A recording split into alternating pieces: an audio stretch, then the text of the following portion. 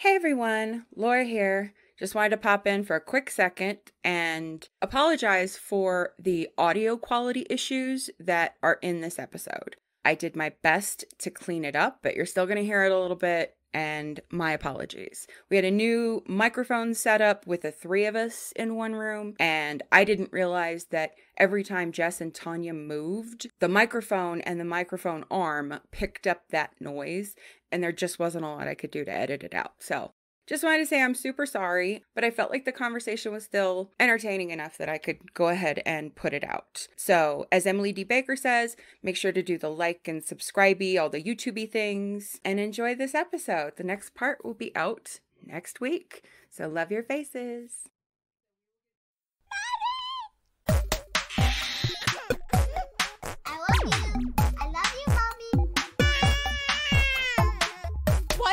What?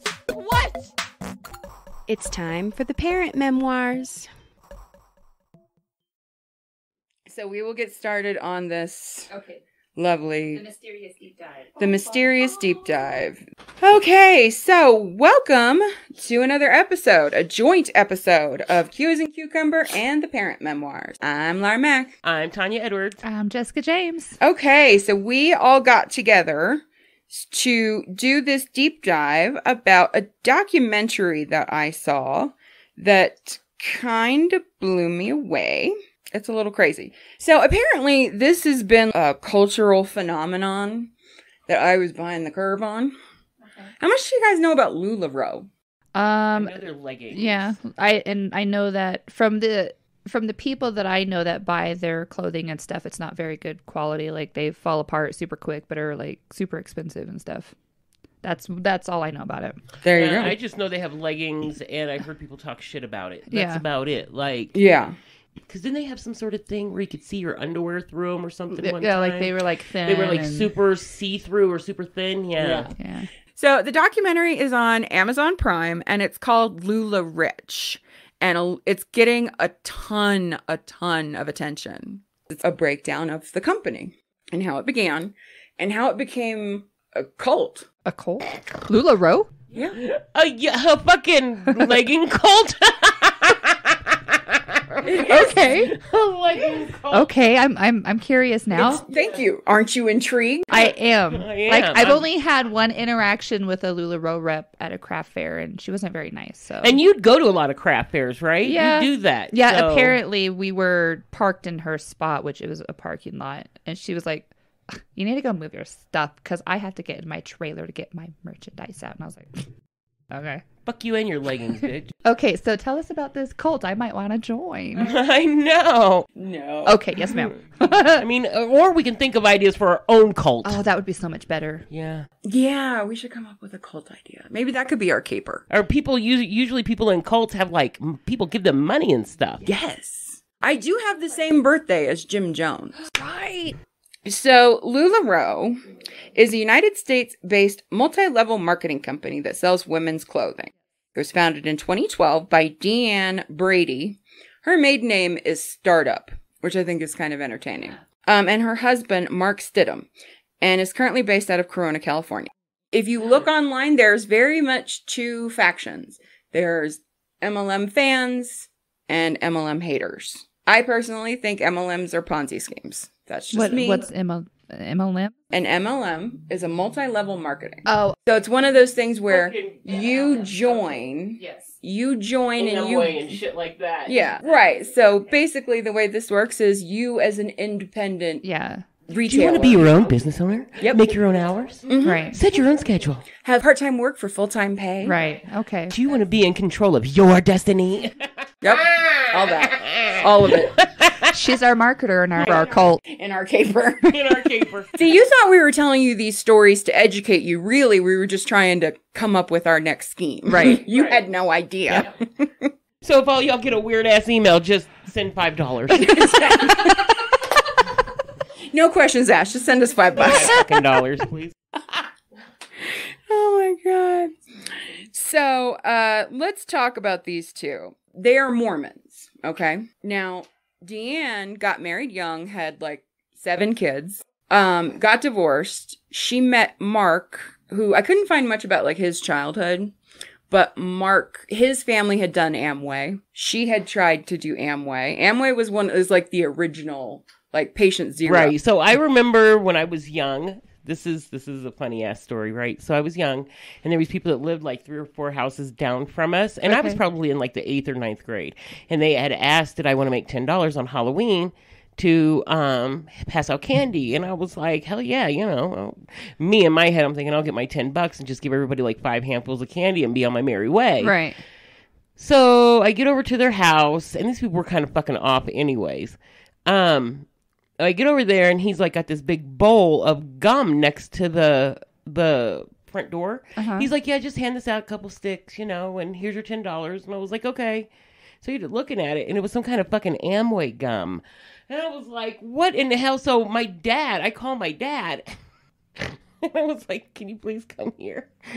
My dad was like, what? I was like, have you ever seen Amway gum? Is this real? And my dad was like, oh my God, this fucking idiot. He's always trying to get somebody to buy these shakes from him or cleaning products or a brush or whatever. Just dump it all in somebody's bag and come home. I was like... Oh, man. But it was a whole big bowl of Amway gum. Did you get the $10? I did. I got my $10 ahead of time because he was like, just lock the door when you're done. And Oh, and did you just dump? Just kind of dumped some of it out and then, you know, left. I was like, I'm not going to sit here all night and waste my fucking time handing out Amway gum so I can get beat up by these kids in this neighborhood. No fucking way.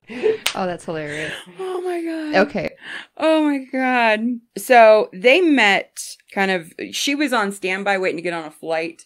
She finally got the last seat. And she happened to sit next to him. And that's how they met. And they just had this like instant connection. Now he had a bunch of kids and they got together and they ended up adopting a whole bunch of more. So they have like 14 kids. Some articles said 14 kids. Some articles said 15 kids. Okay. I don't know. But all of the kids not all of the kids, I don't think, but most of the kids are heavily involved in this company, very much as a family company. There is a bit, I don't think they realize how creepy they sound. 2 of their kids are married to each other. So you should see Tanya's face. Is it one of the adopted kids and one of the natural kids yes. or something? Oh, okay. Yes. So right. there's somebody... They're not biologically related. Right. At least there's not a blood relation, but the way that they talk about it is kind of creepy. Very flowers in the attic. It is. Very flowers. Man. What's funny to me is they think it's funny, but they're talking about this and I'm like, oh, you think that sounds funny, but that actually sounds very creepy. They were like, can you imagine the wedding invitations? Mark and Deanne would like to invite you to the wedding of their son, to Mark and Deanne's daughter. Like having it written out on the wedding invitation. They joked about like how funny that would be. And I'm like, no, that's creepy. Right. It's not funny at all. That's creepy. I don't think you realize how creepy it comes off, but it really does. Well, they talk about being Mormons in this at the beginning of this, but the way they break it down, like their faith, they said they believe that they are living in the end of days. They believe in self-reliance, and they believe that ultimately the universe is fair.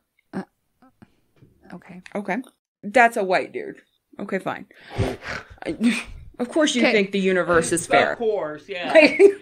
Now, what's interesting is when Deanne talks about her childhood, she is the youngest, not the youngest. She's the next to youngest, but the youngest sister, they're twins. So she's 5 minutes older than her sister. Okay. It was very clear from her stories that she shared about her childhood that money was very much presented in a unique way to this family. Her ancestors had been homesteaders. They had come across the plains and all that good stuff. And they came out west and they were entrepreneurs. They were salesmen. They had a candy company or something. And their dream was to own a catering company. Okay. So they had done this big catering job. And her mom came home with like stacks of cash. She had gone to the bank and cashed the check and had gotten all the money. It was like $5,000 in $5 bills. And she came home and she stood on this like landing area at the top of the stairs and had all the kids stand down below. And she made it rain on her children. Did they get to keep it? And yes, she was like, this is all for you. We do this all for you. And it was like money flying. And it really made this impression on her of money. I want the money. I want the money.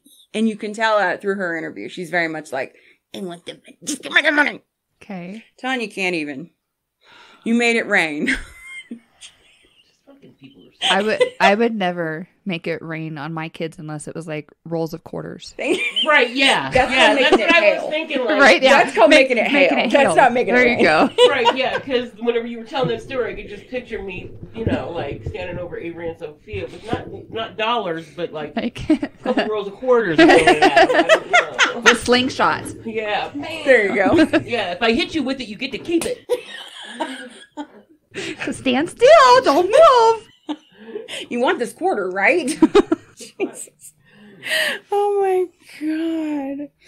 Now, her and Mark got together, and one day she was at like a swap meet, and she saw this guy there with a booth that he had all these cute, like, kids' dresses. Okay. Dresses that she saw in, like, the department stores that were super expensive, he was trying to sell for way less, but nobody was buying them. Okay. And she was like, why? Why is nobody buying these? So she was like, let me have a party for you that we'll have after school one day. I'll invite all the moms to come over. They can take a look at all these clothes and we'll see what happens. Okay. Right? She takes the clothes, and in one party, she sold like 300 dresses. Okay. So it's like I always assumed Lularoe was like not really like a party type scene. It kind of where you is. Like have the evening party and they shop, and then right. somebody else has to sign up for a party during the party. Yeah, that is part of it. Yeah. So they started off with these dresses. Okay. And she would do 5 parties in Utah, 5 in Arizona, and 5 in Vegas. And doing that every few months, she'd make like $40,000 in profit. Right? Where did these dresses come from? I wanted to ask that, but I didn't feel like it was That's relevant. a great question. If anybody knows where they came from. Because, did they fall off the back of a truck? I don't know. Did they have boosters? There's so many ways that you can get clothes. Were they just knockoffs? Yeah. It's entirely possible. I don't know. So she did that for apparently many, many years. And then one day her daughter, said, hey, can you make me a maxi skirt? Because she knew how to do the basics of sewing. Okay. And she was like, sure. Well, then her friends saw it and were like, oh, that's cute. Can you make me one? So they started making these maxi skirts and offering them. So it wasn't just clothes for the little kids. It was clothes for the moms. Right? And it just blew up. So she would call her husband before he came home for the day and would say, hey, go to the fabric store and just pick out fabric. And they would pick out whatever fabric that was on sale, basically. And no matter how crazy the pattern, didn't matter, whatever. But that also fed into the exclusivity of it, because they got to say to these people, if you like that pattern, you need to get it now. Right. Because I don't know if it's ever going to be back. Right. Which, people tend to be motivated. It's that fear of missing out. Yeah. Like, oh, I just got to get it now. Right. Yeah, like when you buy something at TJ Maxx or you see something at TJ Maxx, you better get it then because you're probably never going to see it again. Exactly. So, in 5 months, they sold 20,000 maxi skirts. So then they started selling those. Pretty much that became the big focus. At one point, and this is really where Lularoe was born. Okay. At one point, a woman came to her and was like, hey, I have a bunch of friends that want to buy some of these skirts, but they all can't come down here. Can I look through everything you have and pick some out for them? And she was like, sure. So this girl came to her van where she had all this in, dove in head first, and picked out a whole bunch of stuff. And that's when they realized, oh, I could give these to people and they can sell them so that I don't have to spend all my time. I'm not the only one selling these. Right. It's, you are now an independent retailer, and you're buying them from me. And that's what they figured out at that moment. If they let her have them for $10 a piece, and then she turned around and sold them for $24.99, everybody wins. And they only cost like $2 to make. So everybody's getting a profit all the way around. And that is the way that Lularoe was born. The name comes from their 3 oldest granddaughters, Lucy, Lola, and Monroe. And they talk about the beginning of this from like 2013 as being This wasn't about making money for them. It was about creating something for their kids, number one, like an empire to leave them. Sure. But it was also about, they talk a lot about when they stopped asking, what do I need to be successful? And started asking, what do we need to do to help other people be successful? That's when the business kind of blew up. Okay. And they really started pushing that full-time income with part-time hours. That was the message before you joined. Of course, after you joined, it was, well, you're not making money. You get into, or you get out of it what you put into it. Right.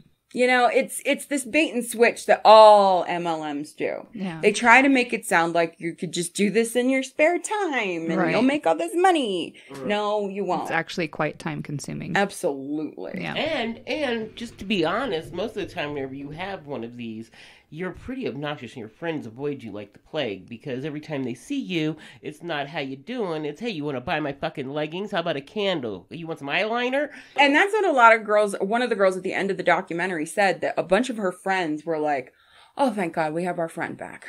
Right. Because they were sick of it. We don't want to hear about this shit. Yeah. We don't want to buy fucking leggings from you. Right. Just leave us alone. Yeah. Right. If I wanted some leggings, I would just go to Walmart and get some, dummy. Thank you. Well, now I know I'll never try to sell my stuff to you guys. Jeez. You want to buy... You know what? That's different. She's not up in the... With a trunk full of bags and blankets and shit like, so this week I have, She's not like Pete who gets up in my face like, do you want to buy one? Do you want to buy one? Yes, you need to buy one. You just have to pet me. Just pet me and love me. She's like, she's not calling us every week forcing her wares on us. Like, she has her Facebook and stuff like that. Forcing her wares. Yeah, she's not pushing it off on everybody. No, I was teasing. Yeah. No. It's not, yeah. No. Here's the thing. Here's where the leggings happen. Yes, okay. At a certain point, they started offering these leggings that were what they call magic leggings. Yeah. They were thick. Mm-hmm. They were buttery soft. Yes. And they only came in 2 sizes, but they fit everybody. Everybody, yeah. And there was like a plus size option, and then there was a regular size option, and they fit everybody. And people flipped out over how comfortable they were. They were just, oh my God, it's the most amazing thing ever. Weren't they like really expensive though? They were. And honestly, the designs were ugly as shit. Because I went to Lane Bryant yesterday and I was looking at leggings to work out in. I was like, fuck right off, because I'm not paying $54.99 for a pair of leggings. Well, I'm also not a pattern person, so I think that's also why this never appealed to me. I don't like a lot of patterns in what I wear personally. I'm not a crazy pattern person. Yeah. And throughout this whole documentary, I'm looking at all these clothes that they've got, and I'm like, this is some of the ugliest shit I've ever seen. Yeah, no, I wanna say a pair of their leggings get $20 or so. I could be totally like 20, wrong. $30, something like that. So let's see. So in 2014, they added the leggings that had the 2 sizes. Now here's what was unusual for an MLM. You couldn't order inventory and choose what patterns you got. You got what they gave you. So you just bought leggings and it was a surprise. Yeah. Kind of like a subscription service. I do BoxyCharm every month. Yeah. You could dictate sizes. Right. But you couldn't choose the ones you wanted as far as the print goes. And I don't know how you can say I own my own business when you don't get to dictate what your product is. Oh, so even the people that were selling the leggings didn't have a choice to say, okay, I want this the pattern. Independent retailers that are paying the initial $10 a piece to Mark and Deanne. Right. They just got whatever they got to and they distribute. were expected to sell it.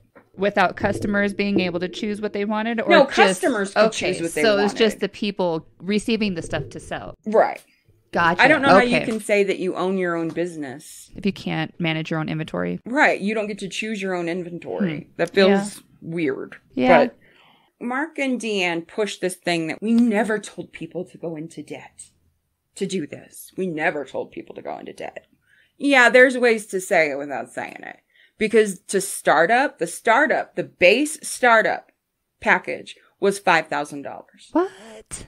And it went up to like $10,000, $12,000. Right. And if your pushing forward your business with the perspective, well, you get out of it what you put into it, then people are going to put more into it to get more out of it. Mm-hmm.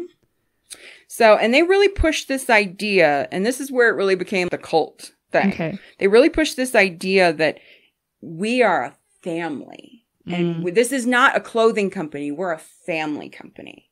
Okay. And they really started pushing that idea of getting other people, get everybody in your life involved in this.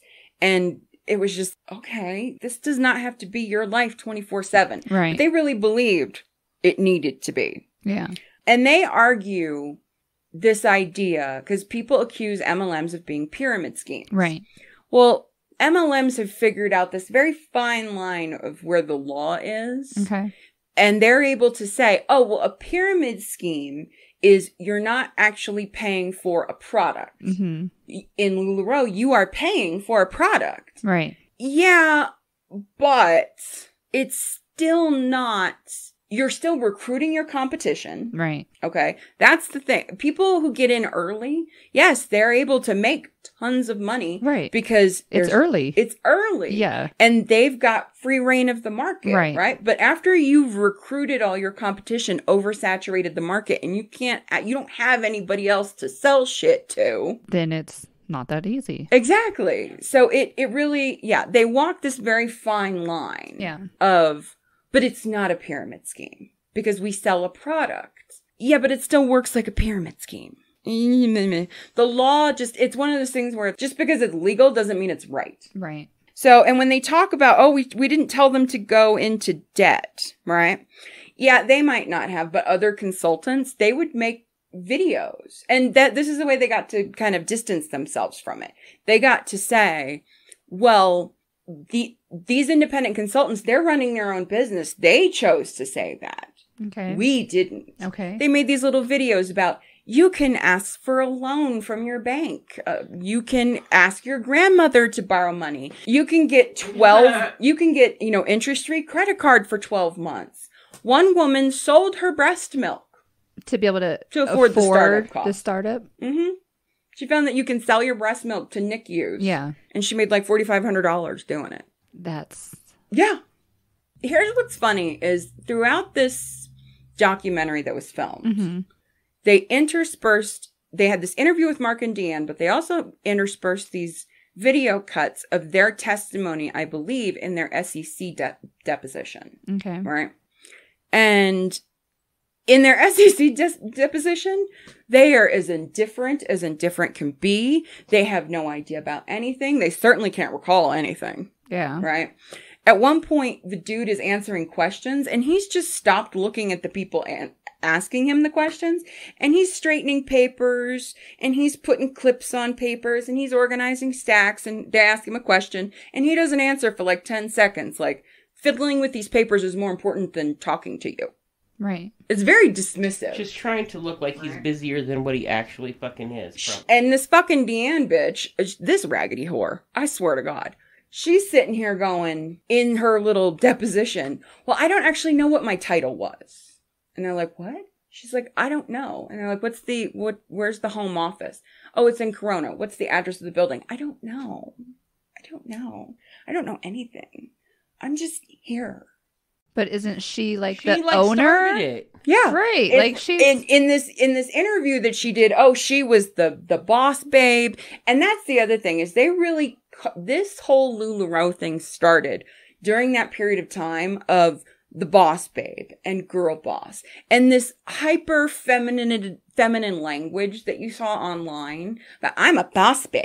It's about taking a picture it's not real, feminism. It's fake. Yeah. And that's all that the boss babe movement or girl boss movement was. It didn't actually do anything. Yeah. Whatever. But the two things were kind of going on at the same time. Yeah. But she just really is like, in her deposition, she has no clue about anything. She's very much able to, wasn't me. Wow. For hours. And you're like, okay, I don't know how well that's believable. Right. But all right. I'm a boss, but I don't know what's going on. Mm-hmm. Yeah, pretty much. Pretty much. So, let's see. So then they got the kids involved. That was fun. So they got the kids involved to where they were all given different jobs throughout the company.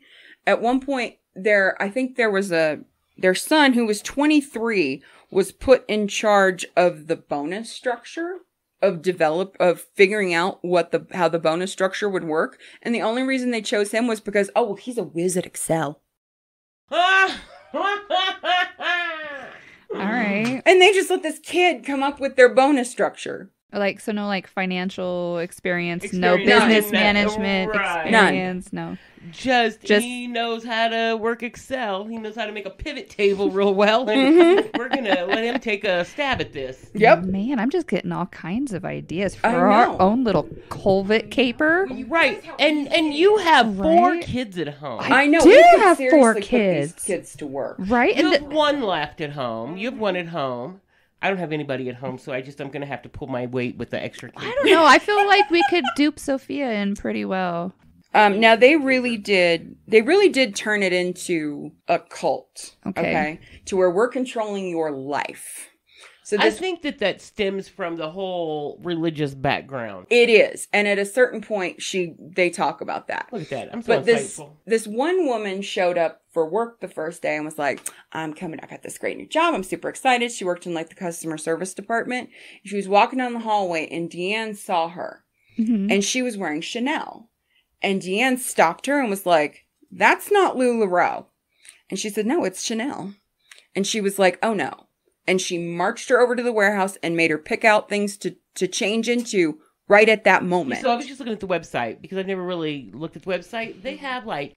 Oh yeah, because this still exists. Yeah. But they have more than just leggings. They have dresses and... Yeah, I did not know that. They have shorts, dresses. Mm-hmm. Yeah. So there was this designer that was interviewed because eventually they weren't just getting whatever fabrics. Right. They were developing their own. Right. And they had these designers on staff and they would literally have these designers churn out 100 different designs a day. And the reason why was because no pattern was used more than 3,000 pieces. Why? Because now you're creating this exclusivity. Demand. Right. Yeah. Right? So they had to churn through, and so many people are signing up, so they need so much, they can only do 3,000 at a time. So some of these designers were actually pulling artwork, stealing it off of Google. And they were told, just change it at least 20%. So we can't get hit with a copyright issue. Now they're being sued out the wazoo by a ton of different artists that are like, you didn't even change it to 20%. You just ripped off my shit. Right. How did that work? Okay. But they told one of the designers one day, they called her in. She was one of their colorists. And they brought her in to promote her. And they were like, we're going to go ahead and promote you, even though you haven't worn Lularoe in a few days. And we did notice that. So we need you to, we are promoting you, even though you haven't been wearing it. So we need you to So they have to live in Lularoe clothing to be supported by the company. Yeah. Like I said, they turned it into a fucking cult. Right. At a certain point, they were bringing in $1 million a day just from one onboarding team. Now, all the profits that they talk about through this isn't the profits of actually selling. Okay. What actually sold. This is just what was ordered by the consultants. Okay. Okay. So these consultants, they were getting bonuses for signing people up. To sell the stuff? Mm-hmm. Okay. So you're recruiting your competition. Right. Okay. So every time you signed somebody up, you got a little chunk of that. Yeah. And anytime they signed somebody up, they got a little chunk of that. Right. It just keeps like staggering pyramid. up. Yeah, like a pyramid. That's why they call it, there we go, light bulb moment. So all of these people are really their bonus checks. I mean, there were bonus checks like $30,000, $40,000, $50,000. There were some bonus checks $300,000. Okay. But those were the people who got in super early. Right. Yeah. Right. And then eventually one girl was like, I used to be the only Lularoe consultant in town. And now there was like 15 of us. Yeah. And we could only sell our products kind of to each other. Yeah. Because we ran out of people. Right. You can't so now they've got all this inventory that they can't do anything with. Right. Right. So then they called it, because there would be a wait list for people to get in, to be in Lularoe. People would wait 6 to 9 months and they would get the phone call. One lady was in the middle of her bachelorette party when she got the phone call, and she physically left her bachelorette party to go finish the startup process on the phone. People were flipping out to be part of this because they saw their friends were making a shit ton of money. Right, yeah. And everybody wanted to be involved in it, not realizing that it can't last. Right. I'm looking on here, and I just saw some really cute pencil skirts. Okay, you need to stop it right now. Well, I read their little motto, and I think that's quite interesting. Oh, I the didn't read blessing that. families Yeah. or whatever?